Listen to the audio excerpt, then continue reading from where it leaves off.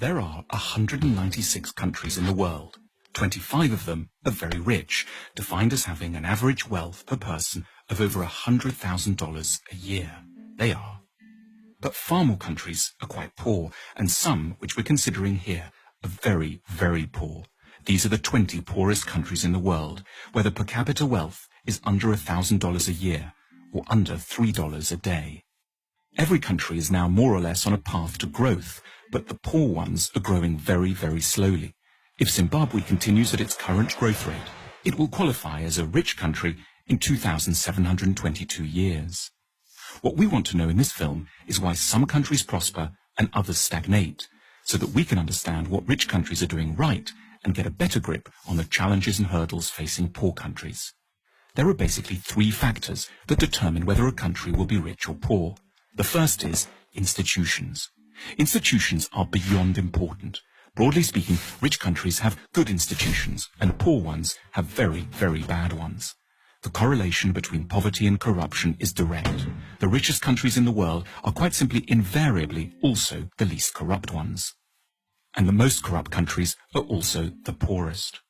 When countries are corrupt, they can't collect enough taxes to get the good institutions they would need to escape the poverty trap. Half of the wealth of the world's poorest 20 countries goes into offshore accounts. Lost revenues in these countries totals between $10 and $20 billion a year. Meanwhile, without an adequate tax base, poor countries can't invest in police, education, health and transport. Now, a more generous way to look at corruption is that it's really a case of clan-based thinking. Say you're hiring someone. In the rich countries, you're meant to do so simply on merit, interviewing lots of candidates, then picking the best one, irrespective of any personal connection. But in poor countries, under the sway of clan-based thinking, that approach would itself be seen as corrupt. It's your duty to disregard the so-called best candidate from an anonymous bunch in order to pick someone from your own team, your uncle, your brother, your second cousin, the guys from the same tribe. As a result, poor countries don't allow themselves access to the intelligence and talent of the whole population.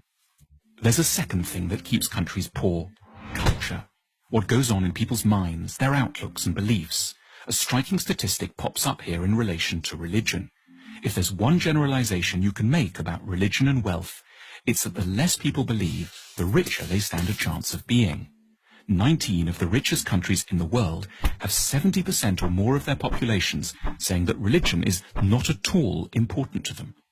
The exception here is, unsurprisingly, the United States, which manages to combine great religiosity with huge wealth. More on that in a second. And conversely, the poorest nations in the world are also extremely believing ones. Here's how many people think religion and the supernatural is deeply important in the following countries. In the world's poorest country, simply everyone is a believer. Why is belief quite so bad for wealth creation? Because in general, religiosity is connected up with the idea that the here and now can't be improved, so you should focus on the spiritual and look forward to a next world instead. It makes quite a bit of sense when you live here. In the rich world, on the other hand, people are generally great believers in their capacity to alter their destiny through effort and talent. Incidentally, to explain the anomaly of the United States, religion seems not to slow down economic growth here because it's a particular sort of religion, an overwhelmingly Protestant and exceptionally materialistic kind. The American God doesn't want you to think of building the New Jerusalem in the next world. He wants it here and now, in Kansas or Houston. There's another big factor that determines the wealth and poverty of nations: geography. Poor countries are overwhelmingly located in the tropical regions. This isn't a coincidence. Life is, in many ways, simply far, far tougher there. The problems begin with agriculture. Tropical plants are generally a lot less packed with carbohydrates. Poor countries have worse soil too. Also, and perhaps surprisingly, a tropical climate can be disadvantageous to photosynthesis. Historically, a key determinant in the likelihood of societies growing rich was their possession of large domesticated animals, such as horses and oxen, which liberated a huge part of the workforce from having to plough by hand. But in tropical Africa, domesticated animals have throughout time been devastated by a further appalling scourge, the tsetse fly. This small fly, exclusively present in Africa because of its heat and humidity, knocks out animals on an enormous scale, making them sleepy or inactive, and has had a profound effect on the ability of Africans to develop technology, increase agricultural productivity, and amass wealth.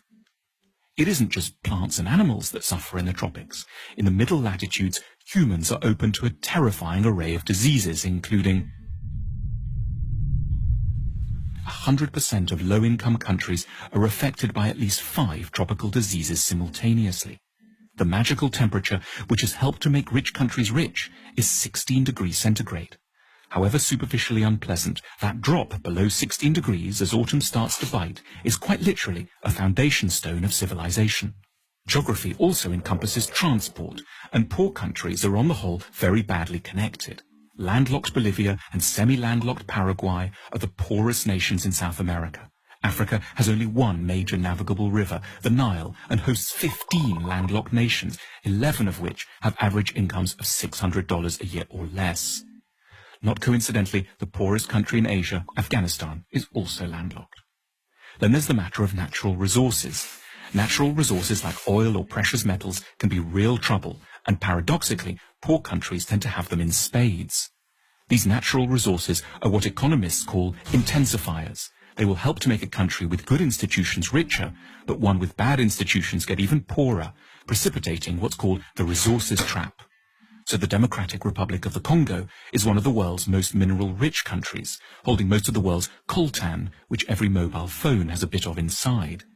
But natural resource wealth helps elites to grab money without requiring the cooperation of the whole society. If the only way to grow wealthy is to assemble high-tech aero engines, for example, you're going to need your whole society to buy into the project. But if you just need to extract a few minerals, you can do so with a small labour force, some guns, and an airstrip long enough to ferry your loot out to market. The wealth from coltan keeps DRC armed rebels in guns and corrupts every level of society. So how should one weigh up the relative importance of all these different factors, institutional, cultural, and geographic, in determining the wealth of nations? There's no hard and fast rules, but as a guide one can suggest that 50% of a nation's wealth comes down to the state of its institutions, 20% is due to its culture, and 10% each can be allocated to latitude, connectivity with the rest of the world, and geological good fortune. If you're a policymaker, this discussion has wide practical implications. But at a more personal level, one might take away 2 things from it. Firstly, modesty. You should have a better idea of what you owe your individual success to, which is not so much your own hard work or fine mind, as the broader society you live in, which was produced over centuries and which you now draw benefit from unknowingly. At the same time, sympathy, an ability not to see failing societies just as basket cases, but rather as countries facing comprehensible and hugely difficult problems. Our sympathy can be enhanced by reflecting that the troubles of desperate lands are to a considerable extent to do with malaria, a lack of navigable river, and the horrific buzzing of the tsetse fly, rather than always some more intimate human failing, which we would ourselves never manifest.